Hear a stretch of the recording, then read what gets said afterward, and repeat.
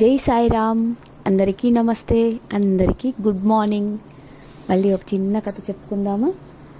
ఒక ఊర్లో ఒక వ్యక్తి, అతను కష్టపడి రూపాయి సంపాదించి కొన్ని 100 కోట్లు సంపాదిస్తాడనమాట.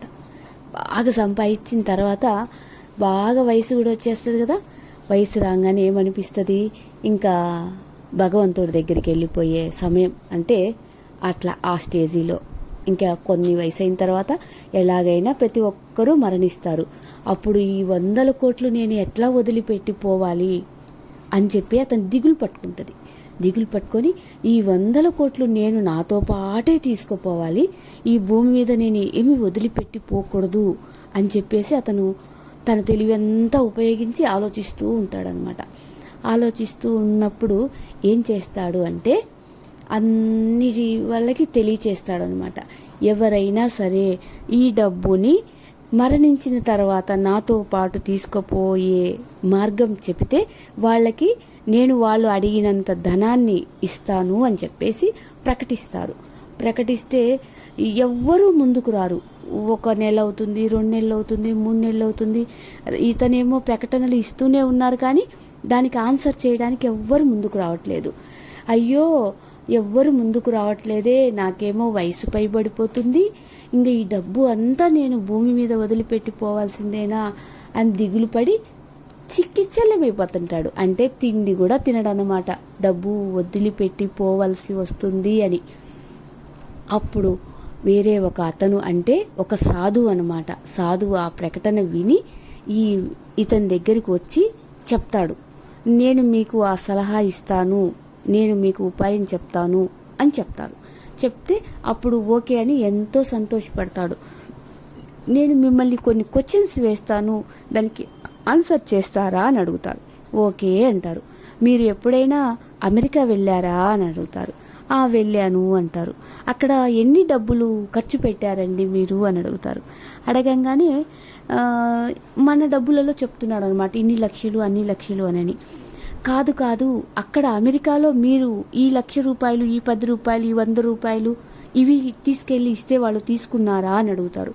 లేదు, ఇవి ఇక్కడ మన దగ్గర డబ్బులు వేసి అక్కడికి అమెరికా వెళ్ళిన తర్వాత డాలర్ రూపంలో వాళ్ళు మనకి ఇస్తారు, ఆ డబ్బులు ఖర్చు పెట్టాను అంటారు. మీరు ఇంకా వేరే దేశాలు తిరిగారా? తిరిగానండి అంటారు.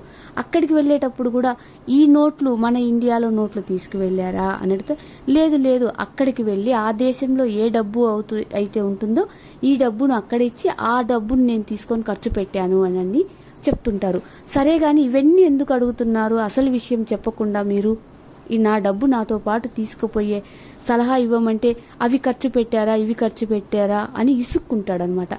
ఆగండి, నేను అడిగే క్వశ్చన్లోనే ఆన్సర్ ఉంది అని చెప్తారు. అప్పుడు అతను కొంచెం నెమ్మదిగా ఉండి, మీరు మరణించిన తర్వాత కూడా ఈ డబ్బు మీకు ఉపయోగపడాలి, మీతో రావాలని కదా మీరు అడుగుతున్నారు, దానికి నేను చెప్తాను, చెప్పినట్టు మీరు చేస్తారు అంటే ఓకే అంటారు.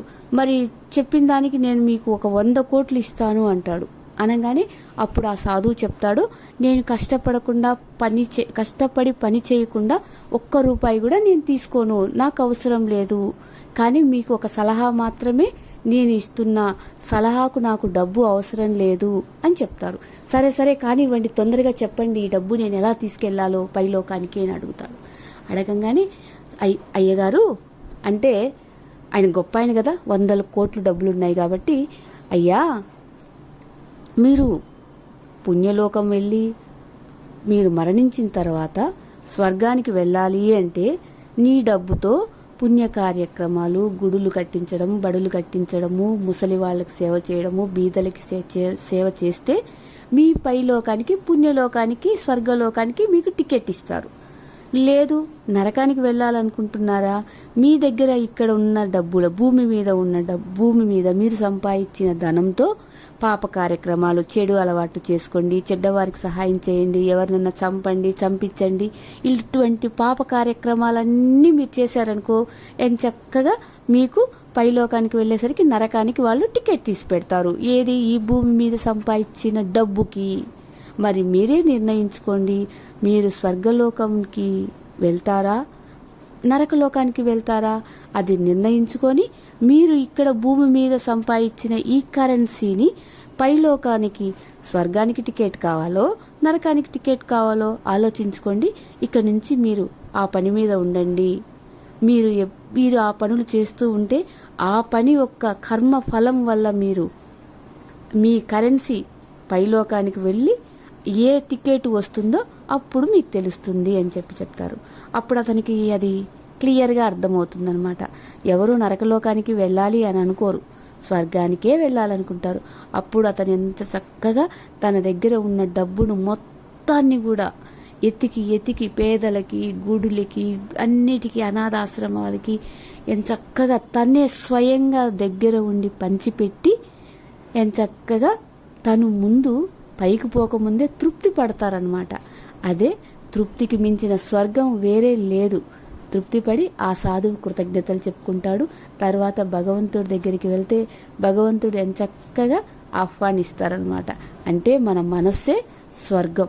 పైకి వెళ్ళిన తర్వాత ఏం జరుగుతుందో ఎవరికి తెలియదు, కానీ మంచి పని చేశాను అనే ఒక తృప్తి ఉంటే చాలు, అదే స్వర్గం. Thank you Sairam.